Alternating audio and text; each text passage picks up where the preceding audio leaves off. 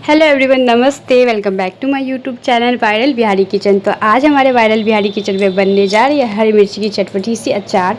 तो ये अचार खाने में बहुत ही स्वादिष्ट होती है और इसे बनाना बहुत आसान है। बिना किसी झंझट के ये झटपट में बन के रेडी हो जाती है और इसे आप पराठे के साथ, पूरी के साथ, खिचड़ी के साथ, चावल के साथ अच्छी तरीके से एंजॉय कर सकते हैं।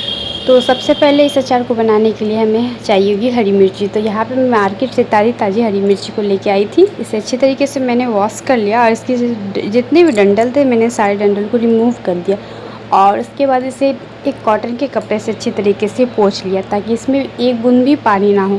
अगर इसमें इस अचार में एक बूंद भी पानी हुए तो बनाने से पहले ही वो अचार ख़राब हो जाएगा। तो इस बात का ज़रूर ध्यान दें कि जब आप इसे कॉटन के कपड़े से पोंछ रहे हो तो इसमें पानी बिल्कुल नहीं होना चाहिए। तो यहाँ पे मैंने 250 ग्राम हरी मिर्ची को ले लिया था। इसे अच्छी तरीके से वॉश कर लिया, इसके डंठल को रिमूव कर लिया और इसे अच्छी तरीके से पोंछ लिया कॉटन के कपड़े से। अब जो है जितनी भी हरी मिर्ची हमने ली थी सारे को मैंने चॉपर में चॉप किया। आप चाहो तो यहाँ पे इसे मिक्सर जार में भी पीस सकते हो और आपके पास अगर ये खलबट्टा हो तो उसमें भी कूट सकते हो। चॉपर में अगर आप चॉप करोगे तो थोड़ा ज़्यादा टाइम लगेगा और मिक्सर में आप एक बार चला दोगे तो तुरंत ही हो जाएगा। तो इस तरीके से मैंने सारी मिर्चियों को चॉप कर लिया। हमें एकदम फाइन चॉप करना है। इसी तरीके से मैंने सारी मिर्चियों को फाइन चॉप कर लिया और इसी तरीके से हमें अदरक को भी फाइन चॉप करना है और लहसुन को भी फाइन चॉप कर लेना है। और मैंने पहले यहाँ पे हरी मिर्ची को, जितनी भी हरी मिर्ची थी मैंने सारी हरी मिर्चियों को एक बड़े बर्तन में चॉप करके निकाल लिया। आप देख सकते हो। तो यहाँ पे मैंने जितनी भी हरी मिर्ची को चॉप किए थे सबको एक बड़े से बर्तन में डाल दिया। उसके बाद अदरक को चॉप करके भी उसी में डाल दिया और लहसुन को भी चॉप करके उसी में डाल दिया। अब इसे एक चम्मच या कटरी की सहायता से अच्छी तरीके से मिक्स कर लेंगे।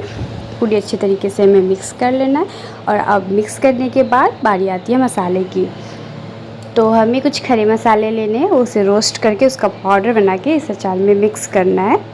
तो मसालों में मैंने यहाँ पे लिया है 2 चम्मच जीरा पाउडर, 2 चम्मच सरसों, आधा चम्मच मेथी क्योंकि मेथी कड़वा होता है, और 3 चम्मच धनिया और 2 चम्मच हरे वाले जो सौंफ आते हैं उसे ले लिया, रोस्ट कर दिया और इसे पाउडर बना के इसमें मिक्स कर दिया। और अब इसमें मैंने 2 टीस्पून हल्दी पाउडर डाला और नमक आप अपने टेस्ट के अकॉर्डिंग ले लेना। यहाँ पे मैंने 3 से 4 नींबू के रस डाले क्योंकि ये जो नींबू मैं इस्तेमाल कर रही हूँ उसमें रस बहुत कम था।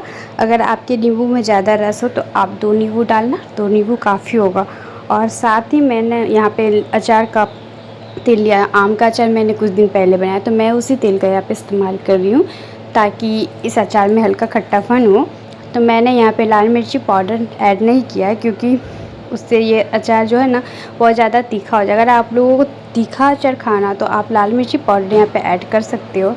और सारे मसालों को मिक्स करने के बाद मैंने यहाँ पे एक शीशा का डब्बा ले लिया जिसे वो व्याम भी कहते हैं। उसमें मैंने सारे अचार को इस तरीके से ट्रांसफ़र कर दिया और उसके बाद इसे पूरे 1 दिन के लिए हमने धूप में रखा। और एक बात ज़रूर ध्यान दें, अगर आपके घर में धूप नहीं आती हो तो आप इसे पंखे के नीचे भी रख सकते हो और आप चाहो तो इसे अभी भी इस अचार को खा सकते हो 1 दिन धूप दिखाने के बाद या फिर पंखे में रखने के बाद, और या चाहो तो 1 हफ्ते के बाद भी इसे खा सकते हो। हालांकि अगर आप इसे 1 हफ्ते के बाद खाओगे तो इसका जो टेस्ट है ना वो बहुत ही अच्छा आता है और तुरंत में वैसा टेस्ट नहीं आ पाता है। तो यहाँ पे मैं अब ऑयल ऐड करूँगी। तो यहाँ पे स्टार्टिंग में हमें ज़्यादा ऑयल नहीं डालना क्योंकि 1 हफ्ते के बाद आप देखोगे कि हमने जितना ऑयल डाला था उससे ज़्यादा ये रिलीज़ करेगा सूखने के बाद। तो चलिए अब ऑयल डालते हैं। तो यहाँ पे मैंने बहुत ही कम ऑयल का इस्तेमाल किया है क्योंकि हमने पहले अचार वाला ऑयल डाला था इसे मिक्स करने में। तो अब बहुत ही कम ऑयल का इस्तेमाल हमने। तो अब जो मैं ऑयल डाल रही हूँ वो कच्चा है सरसों का तेल, इसे गर्म नहीं किया, डायरेक्ट कच्चे सरसों के तेल को इस तरीके से हमने डाल दिया। तो यहाँ पे मैंने आधे कटोरे के करीब डाल दिया यहाँ पे ऑयल और अब इसे मिक्स करके रख देना है धूप में। एंड मैं लास्ट में आप लोगों को दिखाऊंगी कि 1 हफ्ते के बाद अचार कैसा दिखता है।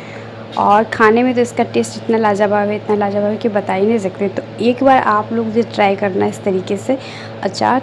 इस अचार को बनाने में बिल्कुल भी झंझट नहीं है। और मेरी आप लोगों से रिक्वेस्ट है, अगर आप लोगों को मेरी वीडियो अच्छी लगती हो तो लाइक कीजिएगा, कमेंट कीजिएगा, शेयर कीजिएगा। एंड मेरे चैनल पर नए हैं तो चैनल को सब्सक्राइब ज़रूर कीजिएगा। और अब मैं आप लोगों को फाइनली दिखाती हूँ कि 1 हफ्ते के बाद अचार का कलर कैसा है। तो ये देखिए हमारा अचार कितना ऑयल रिलीज़ कर चुका है। तो आप भी जाइए, बनाइए, खिलाइए, एंजॉय कीजिए और मेरे चैनल को सब्सक्राइब ज़रूर कीजिएगा, वीडियो को लाइक ज़रूर कीजिएगा और अपनी राय कमेंट में ज़रूर दें।